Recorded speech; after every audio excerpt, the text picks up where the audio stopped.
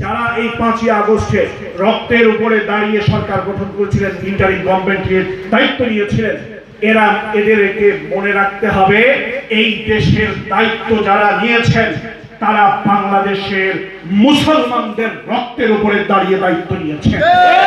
তারা শাইখের চরমনায় রক্তের উপরে দাঁড়িয়ে দায়িত্ব নিয়েছেন।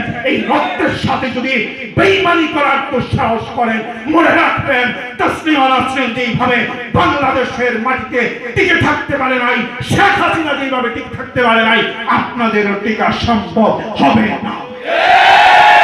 উপস্থিতি আগামীর বাংলাদেশ বিনির্মাণের জন্য ঐক্যবদ্ধভাবে দেশের জন্য, দেশের স্বার্থে, মানুষের জন্য, মানুষের স্বার্থে, ইসলামের জন্য, ইসলামের স্বার্থে ঐক্যবদ্ধভাবে দেশকে গঠনের জন্য এগিয়ে আসি, এই আশা এবং প্রত্যাশা এবং আহ্বান জানিয়ে বক্তব্য শেষ করছি। আলহামদুলিল্লাহ।